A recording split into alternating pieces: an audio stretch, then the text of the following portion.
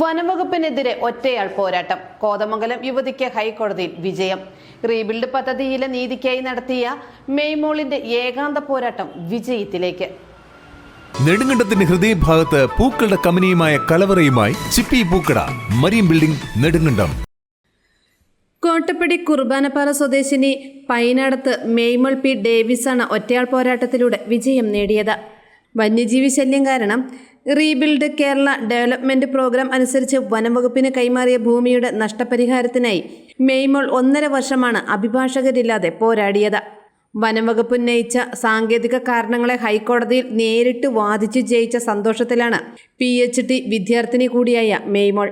ഹർജിക്കാരിക്ക് അർഹതയുള്ള 45 ലക്ഷം രൂപയിൽ ആദ്യ ഗഡുവായി നൽകിയ 22.5 ലക്ഷം രൂപ കഴിച്ചുള്ള തുക 2 ആഴ്ചയ്ക്കകം ഹൈക്കോടതിയിൽ കെട്ടിവെക്കാനാണ് കഴിഞ്ഞ 18-ന് ഉത്തരവിട്ടത്. റീബിൽഡ് പദ്ധതി പ്രകാരം ഈ മേഖലയിലെ മറ്റ് കുടുംബങ്ങൾക്കൊപ്പമാണ് മെയ്മോളും ക്യാൻസർ ബാധിതയായ മാതാവ് മോളിയും കൈവശഭൂമി കൈമാറാനുള്ള സന്നദ്ധത അറിയിച്ചത്. 2023 ഓഗസ്റ്റ് 22-ന് നൽകിയ അപേക്ഷയിൽ നടപടിയുണ്ടായില്ല. തുടർന്നാണ് മെയ്മോൾ ഹൈക്കോടതിയെ സമീപിച്ചത്. ഭൂമി ഏറ്റെടുത്ത് നഷ്ടപരിഹാരം നൽകാൻ 2024 ഡിസംബറിൽ സിംഗിൾ ബെഞ്ച് ഉത്തരവിട്ടിട്ടും നടപ്പാക്കാത്തതിനെ തുടർന്ന് കോടതിയലക്ഷ്യ ഹർജിയും നൽകി. ഇതേ തുടർന്ന് ഭൂമിയുടെ വിലയായി നിശ്ചയിച്ച 45 ലക്ഷം രൂപയിൽ പകുതി തുക ആദ്യ ഗഡുവായി അനുവദിച്ചു. എന്നാൽ നിയമപ്രകാരം ആദ്യ ഗഡു അനുവദിച്ചു കഴിഞ്ഞാൽ ബാക്കി തുക കൈമാറാൻ ഭൂമിയുടെ ആധാരം വനംവകുപ്പിന്റെ പേരിലേക്ക് മാറ്റേണ്ടതുണ്ടെന്ന് കാട്ടി വനംവകുപ്പ് പുനഃപരിശോധനാ ഹർജിയും നൽകി. ഹർജി തീർപ്പായിട്ടും 2ാം ഗഡു ലഭിക്കാതെ വന്നതോടെ മെയ്മോൾ ഹൈക്കോടതിയിൽ അപ്പീൽ നൽകി. 2ാം ഗഡു ഹൈക്കോടതി രജിസ്ട്രിയിൽ കെട്ടിവെക്കാൻ നിർദ്ദേശിച്ച കോടതി ആധാരം വനംവകുപ്പിന്റെ പേരിൽ രജിസ്ട്രിക്ക് അപേക്ഷ നൽകുവാനും നിർദ്ദേശിച്ചു. പിതാവ് മരിച്ചതിനെ തുടർന്ന് മെയ്മോളും സഹോദരനും മാതാവ് മോളിയുമായിരുന്നു മേക്കപ്പാല ഫോറസ്റ്റ് സ്റ്റേഷൻ പരിധിയിലുള്ള ഭൂമിയിൽ താമസിച്ചിരുന്നത്. മികച്ച കർഷകയ്ക്കുള്ള പുരസ്കാരം നേടിയിട്ടുള്ള മാതാവ് മോളി 1.5 ഏക്കറോളം വരുന്ന സ്ഥലത്ത് വിവിധ കൃഷികൾ ചെയ്താണ് ഉപജീവനമാർഗം നടത്തിയിരുന്നത്. രാപ്പകൽ വ്യത്യാസമില്ലാതെ ആന ഉൾപ്പെടെയുള്ള വന്യമൃഗങ്ങൾ കൂട്ടമായി എത്തി കൃഷി നശിപ്പിക്കുന്നത് പതിവായതും പട്ടപ്പകൽ കാട്ടാന വീട്ടുമുറ്റത്തെത്തി മോളിയെ ആക്രമിക്കാൻ ശ്രമിച്ചതും മൂലം ഇവർ ഇവിടെ നിന്ന് അടുത്തു തന്നെയുള്ള മറ്റൊരിടത്തേക്ക് താമസം മാറുകയായിരുന്നു. നിലവിൽ വനം വകുപ്പിന് വിട്ടുകൊടുത്ത നിർദ്ദിഷ്ട സ്ഥലത്ത് ഉണ്ടായിരുന്ന വീട് പൊളിച്ചും നീക്കിയിട്ടുണ്ട്. ചരിത്രത്തിലും ആർക്കിയോളജിയിലും ബിരുദാനന്തര ബിരുദവും നെറ്റും പാസ്സായിട്ടുള്ള തനിക്ക് മാതാപിതാക്കൾ നൽകിയ ഉന്നത വിദ്യാഭ്യാസമാണ് നിയമ പോരാട്ടത്തിന് ശക്തി നൽകിയതെന്ന് മെയ്മോൾ പറഞ്ഞു. വനം വകുപ്പ് പരാതിക്കാരിയായ എനിക്ക് തരാനുള്ള മുഴുവൻ പൈസയും കോടതിയിൽ കെട്ടിവെക്കണം. അത് കണ്ട് പരാതിക്കാരി ബോധ്യപ്പെട്ടതിന് ശേഷം വനം വകുപ്പിലേക്ക് ഈ റീബിൽഡ് കേരള ഡെവലപ്മെന്റ് പ്രോഗ്രാം എന്ന് പറയുന്ന പ്രൊജക്ടിന് കുറച്ച് മാർഗനിർദ്ദേശ രീതികളുണ്ട്. അതായത് നമ്മൾ ഭൂമി കൊടുക്കാൻ സന്നദ്ധമാണെന്ന് അറിയിച്ചതിന് ശേഷം നമ്മൾ DFOയുമായിട്ട് നമ്മുടെ അടുത്തുള്ള DFOയുമായിട്ട് ഒരു എഗ്രിമെന്റ് ഒപ്പിടണം. നമുക്ക് പൈസ കിട്ടിയതിന് ശേഷം നമ്മൾ ഭൂമി എഴുതി കൊടുക്കും എന്നുള്ളത്. അങ്ങനെ എഗ്രിമെന്റ് ഒപ്പിട്ടതിന് ശേഷം നമുക്ക് ആദ്യഘട്ട പൈസ കിട്ടും.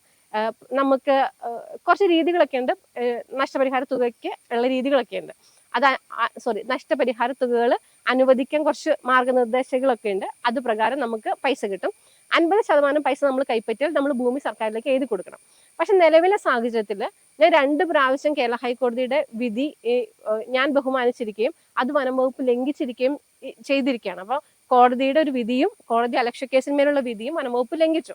അപ്പോൾ ഒന്ന് ആലോചിച്ച് നോക്കൂ, 2 പ്രാവശ്യം കേരള ഹൈക്കോടതിയുടെ വിധിയെ ലംഘിച്ച വനം വകുപ്പിന് ഞാൻ എൻ്റെ ഭൂമി എഴുതി കൊടുത്താൽ ശരിയാണ്, എനിക്ക് ആദ്യഘട്ടത്തെ 50% പൈസ കിട്ടി. ഇനി നിയമപ്രകാരം ഞാൻ ഭൂമി വനംവകുപ്പിൽ എഴുതി കൊടുത്താലാണ് എനിക്ക് 2ാം ഘട്ടത്തെ പൈസ കിട്ടുള്ളൂ. പക്ഷെ 2 പ്രാവശ്യം കോടതിയുടെ വിധി ലംഘിച്ച ഇവർക്ക് ഞാൻ ഭൂമി എഴുതി കൊടുത്താൽ എനിക്ക് ബാക്കിയുള്ള നഷ്ടപരിഹാര തുക കിട്ടുമെന്ന് എന്താണ് ഉറപ്പ്?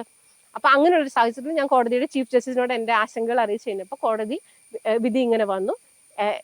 എനിക്ക് തരാനുള്ള ബാക്കി പൈസ കോടതിയുടെ രജിസ്ട്രിയിൽ വനംവകുപ്പ് കെട്ടിവെക്കണം.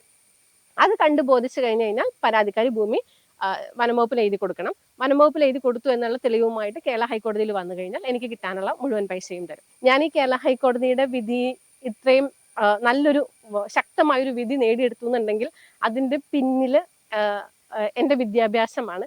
എൻ്റെ വിദ്യാഭ്യാസത്തിന് വേണ്ടി എൻ്റെ കാരണവന്മാർ അധ്വാനിച്ചതിൻ്റെ ബലമാണ്. സോ അതാണ് ഇതിൻ്റെ ശക്തി. AM news network, Kothamangalam.